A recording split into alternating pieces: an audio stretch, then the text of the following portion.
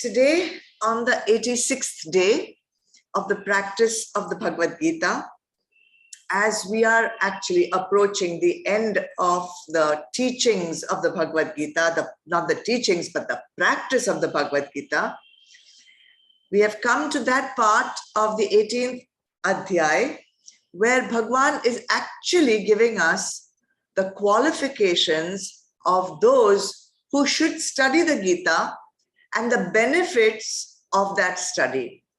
So today we'll do Shlok 67 of the 18th Adhyay, or we can say verse 67 of chapter 18. Come, let's chant it. Idam te na tapaskaya na bhaktaya kadachana na cha shushrusave vachyam na cha mam yobhyasuyati. One says, this secret gospel of the Gita should never be imparted to a man who lacks in austerity, nor to him who is wanting in devotion, nor even to him who is not willing to hear, and in no case to him who finds fault with me. All textbooks, whether they are school textbooks or college textbooks or any study book, always clearly states for which standard, for which grade they are recommended, whether it's a geography book, history book, math book, whatever. It's different for class 5 or class 10, right?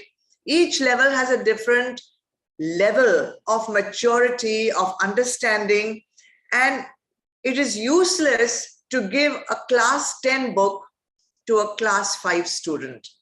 And it is the same with our Shastras for any spiritual text. Now, does it mean that only some people can read the Gita and others cannot? No. Anyone can pick up the Gita and read it. Anyone can attend satsang also. But only those whose minds are prepared adequately, only they will be able to actually understand the subtleties of the Gita. Only they will be able to implement the teachings of the Gita, and only they will be able to actually benefit by this study by reaching their highest spiritual goal, which is moksha. If we sow seeds on barren rocks, there is no way that we will get any plant or crop or anything from that seed, right? You need to sow the seed in soil which is well tilled, well nourished, well looked after, well prepared. And so it is also with the mind. The mind needs to be nourished. The mind needs spiritual nutrients in order to yield the crop of this beautiful Shastra, which Bhagwan calls the secret gospel of the Gita. So how can we prepare the mind? In the Shlok, Bhagwan has said it in the way that you cannot teach this Gita to certain kinds of people. But I am taking it the other way around, that if you have that kind of negative attitude, then how can you change it to prepare the mind for the implementation of the teachings of the Gita?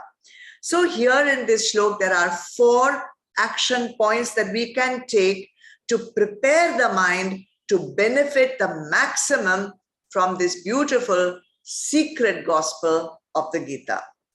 First, Bhagwan says, if you want to benefit, then you should perform austerities. Austerities means tapasya. And tapasya doesn't necessarily mean some physical hardship. Standing on one leg or doing, there are many sitting on a bed of nails or lying down on hot sand. No, those are also tapasyas you can do. But the real tapasya is that you have to control your mind, your body, your indriyas, your organs of perception and organs of action from getting dissipated in sansar. All our energies are simply getting wasted in the pursuit of temporary pleasures, which we feel that we can get from vishayas of sansar. And because of that, we have so many different desires that we want to fulfill. Our bucket lists are endless. So what happens, and not only are they endless, they are so varied. In this area, I want this. And so many times, we have seen log books where they say, okay, on personal level, what is my desire? On professional level, what is my desire? On social level, what is my desire? On relationships, what is my desire? On this area, that area, all kinds of areas are there. All kinds of desires are there, one after the other. And what happens is our energies are dissipated and even our personality is fragmented. So tapasya actually means just bringing all our energies to focus on our main goal and integrating our personality to move in one direction. So the tapasya would be something like sama, dhamma, uparama, titiksha, restraining of the senses, restraining of the mind, bearing the hardships of that restraint, and reaching a state of uparama where automatically our attention gets withdrawn within us, focuses on our goal rather than focusing on sansar.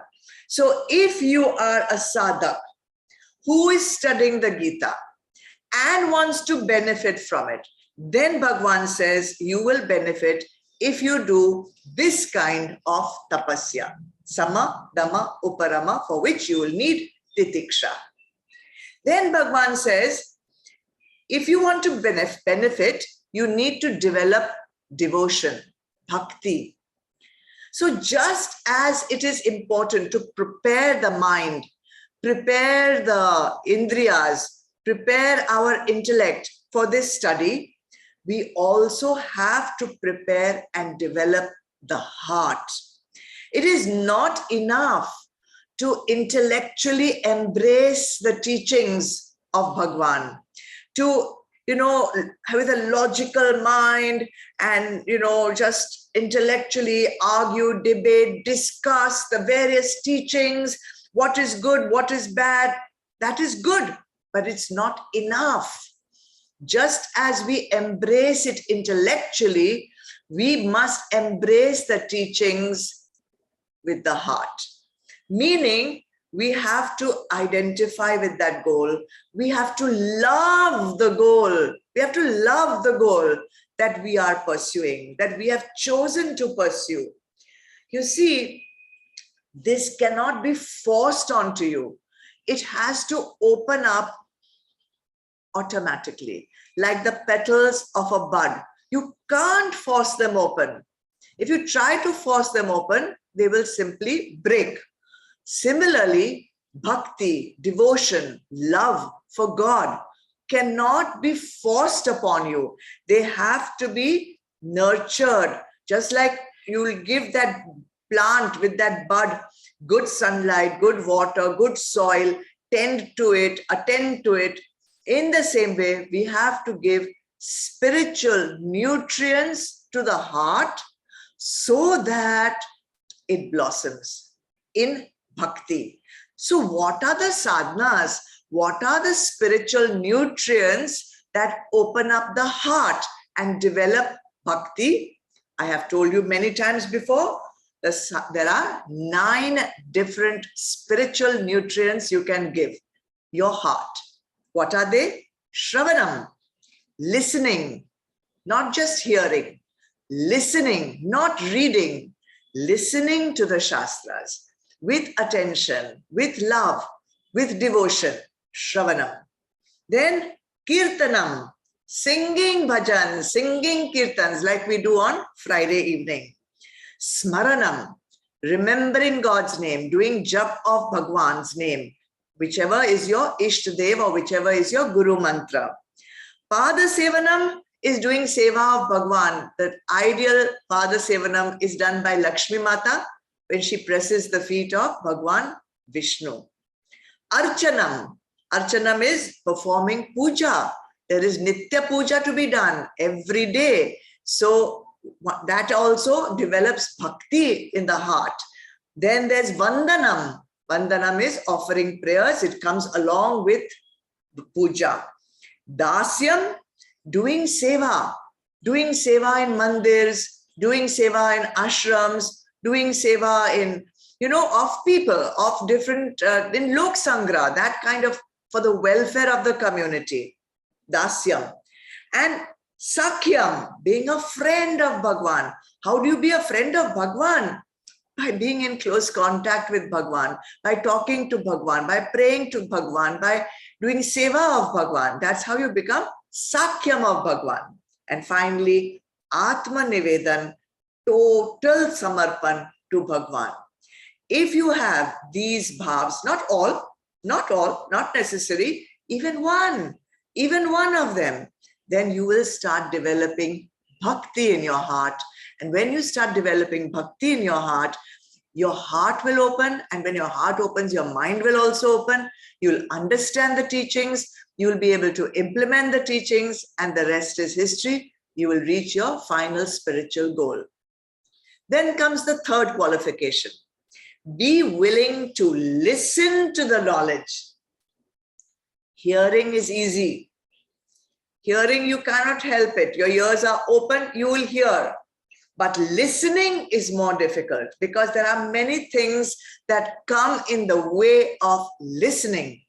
So what is that listening? You see, in our relationships also, and even in satsang, we do not listen. Our ahankar blocks what the other is saying. It chooses, we do selective listening. We listen and retain what is comfortable for us, and what is slightly difficult, uncomfortable, we just let it pass. So we do selective listening. We ignore what we don't like. And then before the other can finish the sentence, we preempt them. We already have an answer. Who has the answer? The ahankar, of course, already has an answer to give you, and people will complete other people's sentences. And of course, the most troublesome attitude of not being able to listen is that while people are speaking, we are already judging them. We're already judging them. So if you're judging, how can you be 100% listening? And Bhagwan says, we have to be listening with focus, with attention, with samarpan bhav, with shraddha to the knowledge that is being imparted, right? So what should we be doing for that? How can we, what sadhana is there? Is there a sadhana that we can listen carefully and remember everything from satsangs? Yes. Sometimes we have a certain personality. A guru may have a different kind of personality, and the shishya and the guru may not click. So it's very important to try out different satsangs with different gurus. Find the one that clicks for you. Find the one with which you can connect. And when you'll be able to connect and click, when you'll be able to resonate with that guru, then your listening will not be a problem. You will be listening with attention and with devotion. If you don't understand something, then the mind starts worrying and the listening will suffer. So therefore, it is important to always ask questions, clear the doubts, clear the sanshay, and start moving on. And this knowledge is not that easy to listen to. I understand that. It's not such an easy listening like some music you're listening to. Therefore, don't give up. Slowly, shanai, shanai, that knowledge will start going within you. You will start absorbing that knowledge. And when you listen carefully, in short doses also if need be, then slowly, all this teaching will just be, it'll be all pervading within you. That's all I can say. That knowledge, there is not a part of you which will not live that knowledge. And finally, Bhagwan says, don't teach this Gita to those who find fault with the Guru or fault with the teachings. So, it's impossible to learn from a teacher that one does not respect. If you don't revere Bhagwan Krishna, if you are ridiculing the teachings, if you are finding fault with the teachings, you will never take the teachings seriously. And if you don't take the teachings seriously, it's obvious you will not implement them and they will not be of any benefit to you. If someone has, a deep disrespect, silent, secret disrespect for a philosophy, then one should never force that person to come and attend. I always tell my shishyas, do not force anyone to come to satsang. Maybe you can offer it once or twice, but never force, because you can see it on their face. You can see it sometimes on the face of our teenagers. They're attending because they're being forced to attend, but really they find fault. They find fault with the teachings. So Bhagwan says, if that is happening, first job is clear the doubt. Maybe you have some notion, some earlier notion about this philosophy of this teaching. Clear that. That is the first step you should take. Don't allow that false notion to continue. Then, if it still doesn't work for you, if you still don't feel comfortable with this knowledge or with the Guru, then go and always find another Guru. There's always something to benefit from someone. So in Sanatan Dharma, there is always freedom to go and study wherever you want. And then the most important thing for this particular qualification is that start doing Karma Yoga, all your actions in Karma Yoga Bhav, because that is what clears the Antakaran, purifies the mind. And when the mind gets purified, you will be not finding fault with the teachings, nor with Bhagwan Krishna as a Guru. So these are all the different things that you can do to make your mind ready to benefit from the teachings of the Gita. More on this next time.